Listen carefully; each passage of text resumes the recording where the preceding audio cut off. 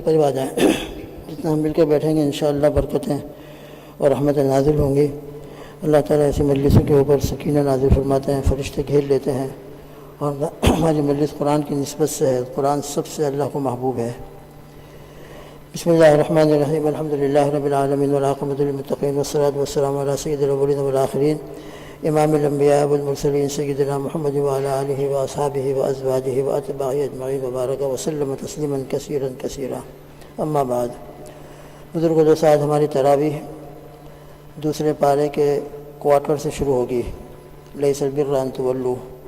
اور تیسرے پارے کے ہاف تک ہے. پوری تراویح کا بالکل خلاصہ جو ماشاءاللہ علماء نے جمع کیا ہے, بالکل خلاصے کے طور پر یہ ہے. پھر انشاءاللہ کچھ ڈیٹیل کے ساتھ ہم سمجھیں گے. فرماتے ہیں سورہ بقرہ. سورہ بقرہ جو ہے قرآن پاک کی سب سے بڑی سورت ہے, اور سورہ بقرہ کے فضائل میں لکھا ہے کہ جس گھر کے اندر سورہ بقرہ کی تلاوت کی جاتی ہے شیاطین وہاں ٹھہر نہیں سکتے, نکل جاتے ہیں. اس لیے جس گھر کے اندر کچھ اثرات ہوں کثرت سے سورہ بقرہ کی تلاوت کریں, آیت الکرسی کی تلاوت کریں. انشاءاللہ جادو سے, شیاطین سے, آصیب سے اور اس قسم کے حوادثات سے اللہ تعالیٰ گھر کی حفاظت فرمائیں گے. سورہ بقرہ کے اندر اللہ رب العزت نے زبردست احکامات بیان کیے ہیں. یہ مدنی صورت ہے. اس کے اندر پوری اسلامی دعوت, اللہ کے حقوق, بندوں کے حقوق, انسانی زندگی کا پورا نظام شرعی اعتبار سے, معاشرت یعنی ہمارے آپس کے گھر کے رہن سہن کے کیا اصول ہونے چاہیے, ہسبینڈ وائف کے درمیان میں, رشتہ داروں کے ساتھ میں, غریبوں کے ساتھ میں, ان تمام کی تعلیم اس سورہ بقرہ کے اندر دی گئی ہے. نماز, روزہ, حج کے احکامات بھی بیان کیے گئے ہیں. زکوٰۃ, صدقات, آپس میں ایک دوسرے کی مدد کرنا, آپس میں شورائی نظام, مشورتی نظام, شادی, طلاق, عدت, وصیت, لین دین, ایک دوسرے کو قرض دیا جائے تو اس کے کیا احکامات ہیں, وہ تمام احکامات اس سورہ بقرہ کے اندر بیان فرمائے گئے ہیں. اسی طریقے سے امر اور نواہی, جائز اور ناجائز باتوں کی تعلیم کا بہت بڑا حصہ اس صورت کے اندر موجود ہے. آج کی تلاوت کے اندر انشاءاللہ بالکل آخر کے اندر آمن الرسول بما انزل جو آیت شریفہ ہوگی, اس کے اندر خاص طور پر ایمان کی تفصیل اور اس کی شرط بتائی گئی ہے کہ ایمان لاؤ اللہ کے اوپر, اللہ کے رسول صلی اللہ تعالیٰ علیہ وسلم پر, آخرت کے دن پر, تمام فرشتوں پر, تمام پیغمبروں پر اور ان تمام کتابوں پر جو اللہ سبحانہ و تعالیٰ نے مختلف زمانوں میں مختلف پیغمبروں پر نازل فرمائی ہے. یہ ہمارے بنیادی ایمان کی باتیں ہیں, جس کو آمنت باللہ ایمان مفصل کے اندر ہم بار بار پڑھتے ہیں. آمنت باللہ و ملائکتہ و کتبہ و رسلہ والیوم الآخر والقدر خیرہ و شرہ من اللہ تعالیٰ. اس کے اندر تقدیر کا بھی تذکرہ آیا ہے. تقدیر کے اوپر ایمان لانا یہ بھی فرض ہے. اللہ نے جو مقدر کر دیا ہے ہر کام تقدیر کے مطابق ہو رہا ہے, اور اللہ کی تقدیر کے مطابق پوری کائنات کا نظام چل رہا ہے, اس پر بھی ایمان لانا ضروری ہے. اسی طریقے سے اپنے مال میں سے والدین, رشتہ داروں, یتیموں, مسکینوں, مسافروں اور غلاموں کی مدد کرنے میں, آج کا غلام نہیں ہے تو بیچارے جو جیل میں پڑے ہوئے ہیں ان کی گردنوں کو چھڑانے کے اندر چھڑانے میں مال خرچ کرنا. قتل کے بارے میں جان کے بدلے میں جان, البتہ اگر مقتول کے وارث راضی ہو جائیں تو آپس کے اندر صلح کر کے کچھ مال دے دلا کر, جس کو خون بہا کہا جاتا ہے, دیت کہا جاتا ہے, اس کے اوپر بھی معاملہ سلجھایا جا سکتا ہے. اسی طریقے سے اس مبارک صورت کے اندر روزے فرض کیے گئے, اس کا تذکرہ ہے. معذوروں کے لیے روزوں میں کیا کیا رخصت ہیں اس کو بیان کی گئی ہے. مسلمان اور مشرک کے درمیان میں نکاح کبھی نہیں ہو سکتا, ان دونوں کے درمیان میں ولا تنکحوا المشرکات حتی یؤمنن, ضروری ہے کہ ایمان ہو, یہ بیان کیا گیا ہے. اسی طریقے سے بچوں کے لیے دودھ پلانے کی مدت کتنی ہے اس کا تذکرہ کیا گیا ہے. سود کا لین دین قطعی طور پر حرام قرار دیا گیا ہے. احل اللہ البیع وحرم الربا. اور اس صورت شریفہ کے اندر پیغمبروں کے بھی قلبی اطمینان کے اندر اضافے کے لیے, پیغمبروں کا ایمان سب سے اونچا ہوتا ہے. پیغمبروں کے ایمان کے مقابلے میں کسی کا ایمان آ نہیں سکتا, مگر بعض موقع کے اوپر پیغمبر بھی اللہ سے یہ درخواست کر دیتے ہیں کہ اللہ آپ کی تمام باتوں پر ایمان ہے, آپ مردوں کو کس طرح زندہ کریں گے اس پر ہمارا ایمان ہے, مگر بعض چیزیں مشاہدے میں جب آتی ہیں تو ایمان اور بڑھ جاتا ہے. تو جیسا کہ حضرت ابراہیم علیہ السلام نے اللہ تعالیٰ سے دعا کی اور درخواست کی کہ اللہ آپ کس طرح زندہ کریں گے, تو اس کا تذکرہ اسی صورت مبارکہ کے اندر ہے، تیسرے پارے کے اندر۔ پھر سورہ بقرہ کے آخر کے اندر اللہ تعالیٰ نے بندوں کو دعا کا طریقہ بتلایا ہے، ربنا لا تؤاخذنا ان نسینا او اخطانا۔ اس کے بعد سورہ آل عمران شروع ہوتی ہے، اس کی تقریباً 18 آیات پڑھی جائیں گی۔ اس کے اندر بھی اللہ سبحانہ و تعالیٰ کی ذات و صفات کا تذکرہ ہے، قیامت ضرور آنے والی اس کا تذکرہ ہے، اور پھر راتوں کو اٹھ کر جو اللہ تعالیٰ سے استغفار کرتے ہیں، والمستغفرین بالاسحار،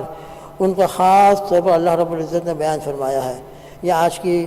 پارے کا بالکل خلاصے کے طور پر تذکرہ فرمایا گیا ہے۔ اب ذرا کچھ ڈیٹیل کے ساتھ ہم قرآن پاک کی آیتوں کو دیکھتے ہوئے چلیں۔ آج سب سے پہلی آیت شریفہ ہے لیس البر ان تولوا وجوہکم قبل المشرق، یہیں سے ہماری تراویح شروع ہوگی۔ اس آیت شریفہ میں اللہ رب العزت نے صادق لوگوں کے اور متقیوں کے 5 صفات بیان فرمائے ہیں۔ یہ 5 صفات جن کے اندر ہوں گے ان کے بارے میں اللہ کا فیصلہ ہے، اولئک الذین صدقوا واولئک هم المتقون۔ سب سے پہلی بات تو یہ فرمایا ولکن البر کے بعد من آمن باللہ والیوم الآخر، ایمان۔ سب تمام اعمال کی بنیاد ہی ایمان ہے، ایمان کے بغیر کوئی عمل قبول ہی نہیں ہوتا ہے، لہذا سب کی بنیاد ایمان، اللہ کے اوپر، آخرت کے دن پر۔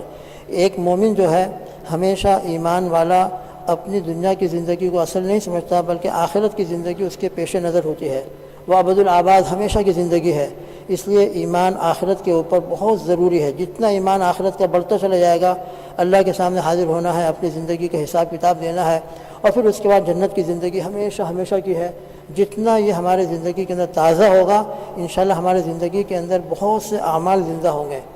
لوگوں کی حق تلفی سے ہم بچیں گے، گناہ سے اپنے آپ کو بچائیں گے، اس لیے کہ ہم جانتے ہیں کہ اگر ہم نے کسی پر آج ظلم کر دیا تو قیامت کا دن جو انصاف کا دن ہے، وہاں اللہ کے سامنے حاضر ہونا ہے، وہاں اللہ رب العزت پورا انصاف فرمائیں گے۔ دنیا میں ہم جہاں چھپ جائیں گے، کسی جگہ بھاگ جائیں گے، کسی کا حق دبا لیں گے، مگر قیامت کے دن اللہ کے سامنے سب کھلا ہوا ہوگا۔ اللہ رب العزت ہر چیز کو سامنے پیش کر کے، کسی کا ہم نے ایک پینی بھی دبایا ہوگا تو وہ بھی قیامت کے دن ہم کو ادا کرنا پڑے گی۔ کسی کی زمین دبا لی، کسی کا گھر دبا لیا، کسی کے پیسے دبا لیے، کسی پر ظلم کر دیا، کسی کو ناحق گالی دے دی، ان تمام کا حساب کتاب ہونے والا ہے۔ اس لیے جتنا آخرت کے دن پر ایمان ہوتا ہے، ہمارا ایمان کے اندر قوت بڑھتی چلی جاتی ہے۔ تو ایمان اللہ کے اوپر ہو، آخرت کے دن کے اوپر ہو، فرشتوں کے اوپر ہو، تمام کتابوں کے اوپر ہو، نبیوں کے اوپر ہو، یہ ایک صفت بیان فرمائی۔ پھر دوسری صفت بیان فرمائی وآت المال علی حبہ ذوی القربى والیتامى والمساکین وابن السبیل والسائلین وفی الرقاب، اور مال خرچ کرتا ہے مال کی محبت کے باوجود، دل میں مال کی محبت ہے مگر مال کی محبت کے باوجود بھی صرف اللہ کی رضا کے لیے اپنے مال کو خرچ کرتا ہے، ذوی القربى اپنے رشتہ داروں کے اوپر، یتیموں کے اوپر، مسکینوں کے اوپر، مسافروں کے اوپر، اور جو بیچارے سوال کرنے کے لیے ہمارے سامنے آ جائیں ان کو دے دیتے ہیں۔ اور پھر رقاب اور گردنوں کے چھڑانے میں، گردنوں کے چھڑانے کے اندر آج کل بیچارے کوئی جیل کے اندر پڑے ہوئے ہیں، ان کو زبردستی ڈال کر کسی طریقے سے جیلوں میں پہنچا دیا گیا ہے، تو ان کے چھڑانے کے اندر بھی جو مال خرچ کیا جائے گا قرآن پاک میں اس کا تذکرہ بھی ہے اور اس کی بڑی زبردست فضائل ہے۔ یہ 2 صفتیں ہوئی۔ تیسری صفت وہ اقام الصلاۃ، نماز قائم کرنا۔ نماز قائم کرنا صرف نماز پڑھنا نہیں بلکہ اقامت صلاۃ، اور اقامت صلاۃ کہتے ہیں کہ نماز کے تمام فرائض، آداب، سنتیں، وضو اچھی طریقے سے کرنا، وضو کے آداب، سنت وغیرہ کی رعایت کرتے ہوئے تب اور اپنے وقت پر ادا کرنا، بلا شرعی عذر کے نماز کو قضا نہ کرنا، جماعت کے ساتھ پڑھنا، یہ تمام کی تمام باتوں کا جب خیال کیا جائے گا تب اقامت الصلاۃ پر عمل ہوگا، تب جا کر ہم کہہ سکتے ہیں کہ اقامت صلاۃ ہوا ہے، ورنہ ہم نے نماز قضا کر دی، جب چاہے پڑھ لی، جب چاہے چھوڑ دی، اور معاذ اللہ جیسی ویسی پڑھ لی، وہ اقامت صلاۃ نہیں ہے۔ تو قرآن پاک میں تمام جگہوں پر اقامت صلاۃ کا لفظ آتا ہے، اقیم الصلاۃ، اس لیے نماز کو پورے اہتمام کے ساتھ پڑھنا ہے۔ وآت الزکاۃ، چوتھی صفت بیان فرمائی زکوٰۃ ادا کرنا۔ اوپر دیکھیے مال کے خرچ کرنے کے کچھ مختلف مدات بیان کیے، رشتہ داروں کو دیتے ہیں، یتیموں کو دیتے ہیں، پھر اس کے بعد مستقلاً زکوٰۃ کو بیان کیا۔ ترمذی شریف کی روایت ہے کہ مال کے اندر حقوق ہیں، صرف زکوٰۃ نہیں ہے، زکوٰۃ تو کمپلسری ہے، وہ تو بالکل فرض کے درجے میں ہے، باقی اس کے علاوہ جس طرح سے ہم نماز پڑھتے ہیں فرض نماز، اس کے ساتھ سنتیں ہوتی ہیں، نوافل ہوتی ہیں، اور الحمدللہ سنتوں اور نوافل کی برکت سے اللہ کا قرب اور بڑھتا چلا جاتا ہے۔ اسی طریقے سے مال کے اندر بھی جو اصل فریضہ ہے وہ تو زکوٰۃ کا ہے، باقی اس کے علاوہ کوئی ہمارے سامنے رشتہ دار آ گیا، کوئی یتیم آ گیا تو ہم اس کو یوں کہہ دیں کہ میں تو زکوٰۃ دے چکا ہوں، نہیں، اس وقت ہمارے اوپر ضروری ہوگا کہ اپنی طاقت کے مطابق چاہے زکوٰۃ دے چکے ہوں مگر پھر بھی مال کے حق کو پورا کرتے ہوئے ان کی مدد کریں۔ لہٰذا اپیل ہمارے سامنے آتی ہے، ان اپیلوں کے اوپر دھیان دینا، کسی کے اوپر کوئی ایمرجنسی حالت آ گئی، ایسے موقع کے اوپر مدد کرنا یہ ہم پر فرض اور ضروری ہو جاتا ہے، اور یہ بھی مال کا ایک حق ہے۔ تو زکوٰۃ بھی ایک حق ہے، اور زکوٰۃ کے علاوہ ایمرجنسی حالات کے اندر غریبوں کی مدد کرنے کے لیے مال کو خرچ کرنا، اس کو مستقلاً اللہ رب العزت نے بیان فرمایا ہے، اور باقاعدہ ترمذی شریف کے اندر اس کی پوری وضاحت کی گئی ہے۔ لہذا مال کے حقوق کے اندر زکوٰۃ تو ہے یقیناً، اس کے علاوہ غریبوں پر، مسکینوں کے اوپر، یتیموں کے اوپر خرچ کرنا یہ بھی مال کا حق ہے۔ پانچویں صفت بیان فرمائی، والموفون بعہدہم اذا عاہدوا، اور وہ لوگ اپنا عہد پورا کرتے ہیں، جب کسی سے وعدہ کر لیا وعدہ خلافی نہیں کرتے۔ ایک مومن اپنی زبان کا پکا اور سچا ہوتا ہے، مومن کی علامت یہی کہی گئی ہے کہ وہ اپنی زبان میں سچا ہوتا ہے۔ منافق کے بارے میں البتہ کہا جاتا ہے کہ وعدہ کرتا ہے وہ خلاف کرتا ہے۔ البتہ وعدہ کے اندر تفصیلات ہیں کہ انسان جس وقت وعدہ کر رہا ہو اس وقت اس کی نیت کیا ہے۔ اس وقت اس کی نیت اگر وعدہ پورا کرنے کی ہے اور پھر اتفاق سے بعد میں پورا نہیں کر سکا، انسان ہے، کمزور ہے، وعدہ پورا نہیں ہو سکا، تو انشاءاللہ اس میں مواخذہ نہیں ہوگا۔ جو منافق کی علامت ہے وہ یہ ہے کہ شروع ہی سے دل کے اندر نیت یہ ہے کہ وعدہ پورا کرنا نہیں ہے، بس سامنے والوں کو دھوکہ دینا ہے، سامنے والوں کو پاگل بنانا ہے، اس کو الو بنانے کے لیے وعدہ کر لیا اور دل میں کوئی نیت نہیں ہے، تو یہ ہے اصل منافقت کی علامت۔ اس لیے جب ہم کسی سے چھوٹا وعدہ کریں، بڑا وعدہ کریں، جو بھی وعدہ ہو، دل میں اس وقت پکا ارادہ، نیت یہ ہونی چاہیے کہ میں جو وعدہ کر رہا ہوں، جو پرومس کر رہا ہوں، اس کے اوپر میں عمل کروں گا۔ پھر انشاءاللہ اگر بعد میں عمل نہیں ہو سکا، وعدے کے مطابق ہم وہ کام نہیں کر سکے، تو اس پر انشاءاللہ مواخذہ نہیں ہوگا، سامنے والے کے سامنے پیش بھی کر دیں، میں نے آپ سے وعدہ کیا تھا لیکن میں ٹائم پر پہنچ نہیں سکا، اس سے معذرت کر دیں، تو انشاءاللہ اس کے دل کے اندر بھی کوئی بات نہیں آئے گی۔ البتہ یہ ضروری ہے کہ وعدہ اگر پورا نہ کر سکے تو سامنے والوں کو اپنی معذرت پیش کر دیں، اپنا عذر بتلا دیں، تاکہ سامنے والا یہ نہیں سمجھے کہ اس نے دھوکہ مجھ کو دیا ہے، ورنہ ہمارا امپریشن ختم ہو جائے گا، ہماری زبان کی قیمت ختم ہو جائے گی۔ اس لیے وعدہ کیا ہو، حضرت پاک صلی اللہ علیہ وسلم سے ایک مرتبہ آپ نے وعدہ کیا، ایک آدمی نے کہا کہ آپ یہاں ٹھہریں، آپ صلی اللہ علیہ وسلم سے کوئی چیز خریدی تھی، کچھ سمن دینا باقی، قیمت باقی دینا باقی رہ گئی تھی، وہ گھر گیا بھول گیا، ابو داؤد شریف کی روایت ہے۔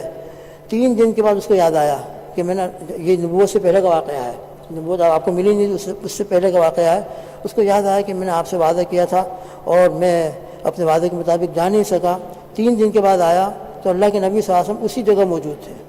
بس صرف اتنا فرمایا کہ اللہ کے بندے تم نے مجھ کو مشقت میں ڈالا، اے نوجوان تم نے مجھ کو مشقت میں ڈالا، بس اتنا فرمایا، اس سے زیادہ اس کے ساتھ کوئی جھگڑا وغیرہ کچھ نہیں کیا۔ اس لیے وعدہ پورا کرنا یہ بھی بہت اہم چیز ہے۔ ایسے لوگوں کی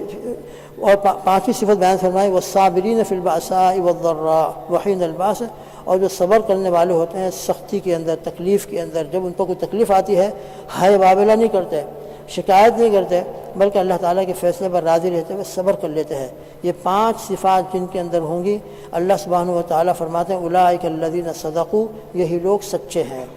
واولئک هم المتقون، اور یہی لوگ متقی ہیں۔ اس لیے یہ صفات اپنے اندر جتنا ہم پیدا کریں گے انشاءاللہ یہ ایمانی صفات ہیں، سچوں کی صفات ہیں، اللہ تعالیٰ کی طرف سے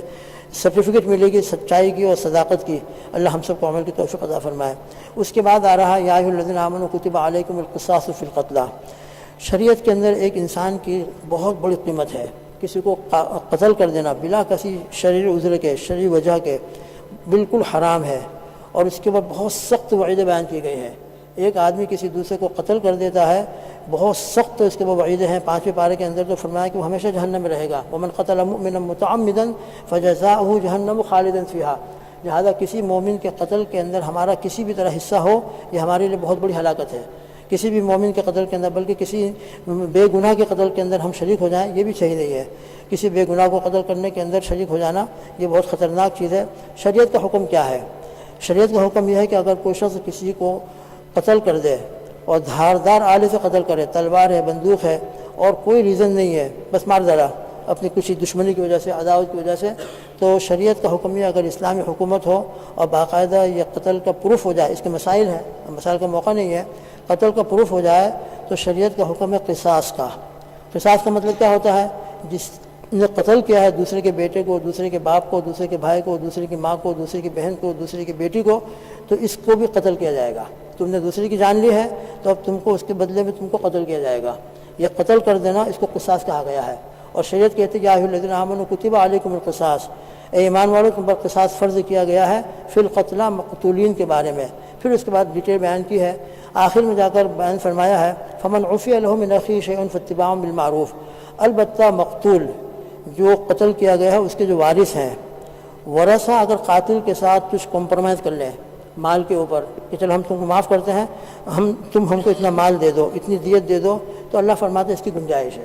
اس کی گنجائش ہے، مقتول کے حق ہے یہ قصاص میں قتل کروانا، یہ مقتول کے وارثوں کا حق ہے، لہذا مقتول کے وارث اگر مطالبہ کریں گے تو قاتل کو قتل کیا جائے گا۔ اگر مقتول کے ورثہ فمن عفی لہ معاف کرنے کے لیے تیار ہو گئے اور کچھ مال کے اوپر صلح کر لی تو اللہ فرماتے ہیں فاتباع بالمعروف واداء الیہ بإحسان، تو اب قاتل کے لیے ضروری ہوگا کہ صحیح طریقے کے مطابق جو آپس میں معاہدہ ہوا ہے، آپس کے اندر جو خون بہا مقرر کیا گیا ہے وہ ادا کرنا ہے۔ ذالک تخفیف من ربکم ورحمہ، یہ تمہارے رب کی طرف سے تخفیف ہے، اگرچہ حکم قصاص کا تھا، قتل کا تھا، مگر جب مقتول کے اولیاء نے اور وارثوں نے تم کو معاف کر دیا تو اللہ کی طرف سے تخفیف ہے، پھر قتل کرنا ضروری نہیں ہے، دونوں میں صلح ہو گئی، کمپرومائز ہو گئی، معاف ہو گیا۔ لیکن اگر وہ قتل کرنے کے اوپر آمادہ ہو اور یوں کہتے ہو کہ ہم کو تو قتل کروانا ہی ہے، اس نے ہمارے بیٹے کو قتل کیا ہے، بس ہمارا مطالبہ یہ ہے کہ ہم اس کو قتل کروائیں گے، تو بالکل ان کا حق ہے، شرعی حق ہے، قتل کروا سکتے ہیں۔ اللہ نے اس کے بعد فرمایا وَلَكُمْ فِي الْقِصَاصِ حَيَاةٌ، یہ قتل کا جو معاملہ ہے، قصاص کا معاملہ جو ہے، اس کے اندر تمہارے لیے حیات ہے، زندگی ہے، اے عقل مندو، تاکہ تم تقوی اختیار کرو، تاکہ تم پرہیز کرو۔ یہاں سوال پیدا ہوتا ہے، قرآن کہہ رہا ہے کہ قصاص کے اندر تمہارے لیے حیات ہے، حالانکہ قاتل کو جب قتل کیا جائے گا وہ تو مر جائے گا، اس کی زندگی ختم ہو جائے گی، قصاص کے اندر تو مرنے والا ہے، اس کی زندگی کہاں ملے گی؟ تو قصاص کے اندر حیات کہا ہے قرآن پاک میں، یہ کس طریقے سے منطبق ہوگا اور یہ کس طریقے سے اس کو حیات کہا جا سکتا ہے؟ تو مفسرین نے فرمایا ہے کہ حقیقت میں قصاص کے اندر حیات ہے۔ سب سے پہلے تو یہ ہے جو قاتل قتل کرنے کا ارادہ کر رہا ہے اس کو یہ معلوم ہو کہ اسلامی حکومت ہے، میرا قتل پروف ہو جائے گا تو خود مجھ کو قتل کیا جائے گا، میں آج قتل کر رہا ہوں کل مجھ کو قتل کیا جائے گا، تو یہ خوف اور یہ خطرہ ہی انشاءاللہ اس کو قتل کرنے سے بچا لے گا۔ جب اس کو یہ ڈر ہوگا کہ مجھ کو قتل کیا جائے گا اور مجھ کو زندہ باقی نہیں رکھا جائے گا، تو اس قصاص کی برکت سے خود قاتل جو ہے سب سے پہلے اپنے آپ کو روکنے کی کوشش کرے گا، لہذا قصاص کا حیات ہے۔ اگر یہ قصاص کا مسئلہ نہ ہوتا، قصاص کا قانون نہ ہوتا تو ہر ایک جس کو جو چاہے قتل کر دے، جس طریقے سے چاہے قتل کر دو، کیوں قتل کر دو؟ ایسے کہ کچھ ہونے والا تو ہے ہی نہیں، تو کچھ ہونے والا نہیں ہوتا اس لیے مرڈر ہوتے ہیں، اس کے لیے آپس کے اندر ایک دوسرے کے قتل ہوتے ہیں۔ لیکن جب اسلامی قانون نافذ ہو اور باقاعدہ قاتل کو یہ یقین ہے کہ مجھ کو قتل کیا جائے گا، تو اس کو یہ خطرہ ہی دوسرے کو قتل کرنے سے بچا لے گا۔ تو قرآن جو کہہ رہا ہے کہ قصاص کے اندر حیات ہے، تو یقیناً سامنے والا بھی قتل ہونے سے بچ جائے گا اور یہ قاتل بھی قتل ہونے سے بچ جائے گا، اس طریقے سے دونوں کی زندگی محفوظ ہو جائے گی۔ ایک بات تو یہ فرمائی ہے، اور دوسری بات یہ فرمائی ہے کہ چلو قصاص میں قتل کیا گیا، قصاص کے اندر جو قتل کیا جاتا ہے یہ قصاص کا مسئلہ چھپ کر نہیں ہوتا ہے بلکہ لوگوں کے سامنے ہوتا ہے۔ ہمارے حضرت مولانا الحمدللہ صاحب رحمۃ اللہ علیہ راندر کے شیخ الحدیث، اللہ ان کو غریق رحمت فرمائے، اس زمانے میں جب کنگ عبدالعزیز اپنے یہ کیا کہتے ہیں حج کے لیے جاتے تھے تو کنگ عبدالعزیز کے سامنے جو چوراہا ہے، بہت بڑا میدان تھا، انہوں نے فرمایا کہ ایک مرتبہ ہم جمعہ کی نماز کے بعد نکلے، وہاں دیکھا تو بہت بڑا مجمع جمع ہے اور تمام لوگ وہاں جمع تھے، میں بھی کھڑا ہو گیا، معلوم ہوا کہ کوئی قصاص کا معاملہ ہے، کسی نے کسی کو قتل کیا ہے اور اس سلسلے کا اب یہ فیصلہ ہونے والا ہے۔ چنانچہ ہم نے دیکھا قاضی آیا، قاتل کو لایا گیا اور اولیاء مقتول وہاں موجود تھے۔ آخری دم تک یہ مسئلہ ہے کہ جو قاضی ہوگا، جج ہوگا، وہ مقتول کے وارثوں کو پوچھے گا کہ ابھی بھی تمہارا کیا فیصلہ ہے، ابھی بھی اگر تم معاف کر کے صلح کرنا چاہو تو کر سکتے ہو، اور اگر تم معاف نہیں کرو گے تو بس قرآن کا حکم ہے، قتل کیا جائے گا۔ چنانچہ قاضی نے جو مقتول کے وارث تھے ان سے پوچھا تو مقتول کے وارثوں نے انکار کر دیا کہ ہم کو کمپرومائز کرنا نہیں ہے، ہمارا آدمی قتل ہوا ہے، ہم تو قصاص چاہتے ہیں۔ چنانچہ قاضی نے ان کے فیصلے کے اوپر عمل کیا اور حکم دے دیا۔ مولانا الحمدللہ صاحب رحمۃ اللہ علیہ جلالین شریف کے سبق کے اندر اسی آیت شریفہ کے اوپر بیان فرمایا تھا کہ جیسے حکم ہوا چند سیکنڈوں کے اندر جو جلاد تھا وہ کہاں سے آیا پتہ نہیں، آسمان سے آیا کہ زمین سے نکلا، واللہ علم، اتنی تیزی کے ساتھ آیا اور قاتل کو سامنے کر دیا گیا، ایک ہی وار کے اندر اس کی گردن اڑا دی، ایک ہی وار کے اندر، اتنا ماہر تھا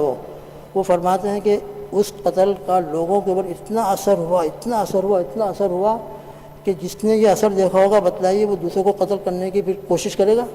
اس طریقے سے قصاص کے اندر الحمدللہ دوسرے کی جانیں محفوظ ہو جاتی ہیں۔ بظاہر ایک آدمی کو قتل کیا جا رہا ہے مگر اس کو ظلماً قتل نہیں کیا جا رہا ہے، اس نے دوسرے کو قتل کیا تھا اس لیے قتل کیا گیا ہے،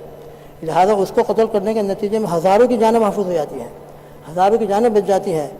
اس طریقے سے جو مرڈر ہوتے ہیں، لوگ جس طریقے سے بے خوف دوسرے کو قتل کر دیتے ہیں، جن لوگوں کے سامنے یہ منظر آیا، مولانا حمداللہ صاحب رحمۃ اللہ فرماتے تھے کہ میں تو نہیں سمجھتا کہ کوئی اس کے بعد ہمت کرے گا تو کسی کو قتل کرے، لہذا قرآن نے جو فیصلہ کیا ہے وَلَكُمْ فِي الْقِصَاصِ حَيَاتٌ، یقیناً قصاص کے اندر حیات ہے، انسانی زندگیوں کی حفاظت ہے، انسانوں کی قیمت محفوظ رہتی ہے اور انسان محفوظ رہتا ہے۔ پھر اس کے بعد آگے چل کر حج کے مسائل ہیں، پھر اس کے بعد آگے پڑھ کر رب ذوالجلال نے خاص طور پر جیسے کہ ابھی ہم نے خلاصے کے اندر سنا عدت کے مسائل، طلاق کے مسائل۔ طلاق جو ہے دوستو بزرگوں یہ کوئی جوک نہیں ہے، کھیل نہیں ہے۔ آج کل ہم نے اس کو بہت بالکل کھیل بنا رکھا ہے اور بالکل معمولی طور پر کچھ بھی ہوتا ہے تو سیدھے 3 طلاق پر پہنچ جاتا ہے، اور 3 طلاق پر پہنچ جانے کے بعد پھر پچھتاوا ہوتا ہے تو کسی بھی طریقے سے اس کو لانے کی کوشش کرتے ہیں،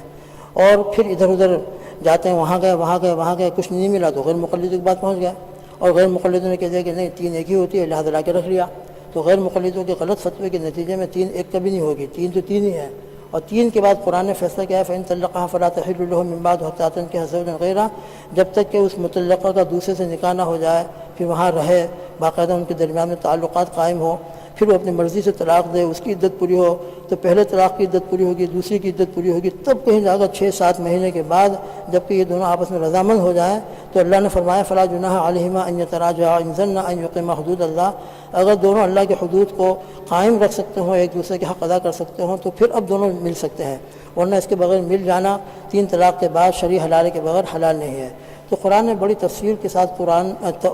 طلاق کے احکامات کو بیان کیا ہے۔ طلاق کے بارے کے اندر سب سے پہلے تو ہم یہ سمجھیں ابغض الحلال الی اللہ الطلاق، جتنی حلال چیزیں ہیں ان تمام حلال چیزوں میں سب سے زیادہ مبغوض چیز اللہ کے نزدیک طلاق ہے۔ طلاق دینے سے عرش الہی ہل جاتا ہے، طلاق دینے سے اللہ پاک ناراض ہوتے ہیں بلا شرعی وجہ کہ اگر طلاق دی جا رہی ہے، اگر شرعی وجہ ہے تو اس کا طریقہ ہے، اس کے اصول بیان کیے گئے ہیں، اور شریعت میں ایسا بھی نہیں ہے کہ طلاق بالکل حرام ہے، اس کے طریقے بتلائے گئے ہیں، طریقے کے مطابق آپ طلاق دو۔ نکاح جو ہے بڑی نعمت ہے، جس طرح ہم نکاح کے لیے کتنی کوششیں کرتے ہیں، محنتیں کرتے ہیں، مشورے کرتے ہیں، اور جب طلاق کا موقع آتا ہے تو ایک دم 3 طلاق دے دیتے ہیں، نہ کسی سے مشورہ، نہ کسی سے بات، نہ کسی سے کچھ چیز، غصے میں طلاق دے دیا، بعد میں کہتے غصے میں تھا میں اللہ کے بندے کیا غصے میں ہونے کے نتیجے کے اندر طلاق ہی تھا آپ کے لیے، غصے میں کیا طلاق کے علاوہ کوئی اور راستہ نہیں تھا، طلاق کو کیا آپ نے اختیار کیا؟ تو خیر بہرحال طلاق کو آج کل ہم نے بہت معمولی سمجھ رکھا ہے، حالانکہ اس سے عرش الہی ہل جاتا ہے۔ البتہ شیطان ضرور راضی ہوتا ہے، شیطان خوش ہوتا ہے، اس لیے طلاق دینے سے شیطان کو خوش کرنا ہے، اللہ کو ناراض کرنا ہے۔ باقی طلاق دینے کا معاملہ اگر ہے تو اس کے لیے شریعت نے اسٹیپ بتلائے ہیں۔ اگر خدا نخواستہ آپس میں کوئی رنجش ہو رہی ہے، آپس کے اندر کچھ انبن ہو رہی ہے، تو 5ویں پارے کے اندر الرجال قوامون علی النساء بما فضل اللہ بعضهم علی بعض، اس کے اندر اسٹیپ بائی اسٹیپ بتلایا ہے۔ پہلے سمجھاؤ، سمجھانے کے بعد دونوں کے درمیان میں صلح کرانے کی کوشش کرو، اور پھر صلح کرانے والے جتنی ہمدردی کے ساتھ صلح کرنے کی کوشش کریں گے اللہ پاک کوئی نہ کوئی راستہ نکال دے گا۔ اس کے باوجود بھی آخر کے اندر جو حکم بیچ میں بنے ہیں، آپس کے صلح کرانے والے آپس میں صلح کرانے کی کوشش کرتے رہے، مگر آخر کے اندر وہ اس نتیجے پر پہنچے ہیں کہ صلح کی اب کوئی شکل نہیں ہے، یہ گھر اب آباد ہونے والا نہیں ہے۔ دونوں کے درمیان میں اتنی رنجش ہو چکی ہے، دل اتنے دور ہو چکے ہیں کہ اب یہ 2 دل ملنے والے نہیں ہیں۔ اب ان کے لیے بہتر یہ کہ دونوں الگ ہو جائیں۔ تو ایسے وقت کے اندر قرآن کہتا ہے وَإِن يَتَفَرَّقَا يُغْنِ اللَّهُ كُلًّا مِن سَعَتِهِ، لیکن اب الگ ہونے کا طریقہ ہے، اب الگ ہونے کے اصول بیان کیے ہیں، قرآن نے بھی بیان کیا ہے اور احادیث مبارکہ میں، اور قرآن اور حدیث کی روشنی کے اندر فقہاء نے بہت تفصیل سے بیان کیا ہے۔ بالکل خلاصے کے طور پر یہ ہے بہت ہی آخری درجے کے اندر انسان طلاق دینے پر مجبور ہو جائے اور طلاق کے سوا کوئی راستہ نہیں، پہلے مشورے کرے، آپس میں صلح کی کوشش کرے، ایک دوسرے کو سمجھانے کی کوشش کرے، اپنی غلطی ہو تو اس کو ایکسیپٹ کر کے اس کو ختم کرنے کی کوشش کرے، عورت کی مسٹیک ہو رہی ہے تو عورت اور اس کے اولیاء، اس کے گھر والے اس کو سمجھانے کی کوشش کریں۔ لیکن اگر سمجھانے کے باوجود کسی طریقے سے معاملہ بننے کے قابل نہ رہا ہو اور آخر کے اندر دونوں خاندان والے اس فیصلے پر آ جائے کہ اب طلاق ہی دینا ہے، تو اس کا سب سے صحیح طریقہ ہے کہ صرف 1 طلاق دی جائے، 1 طلاق رجعی، بس 1 طلاق رجعی جائے، 2 بھی نہیں، 3 بھی نہیں،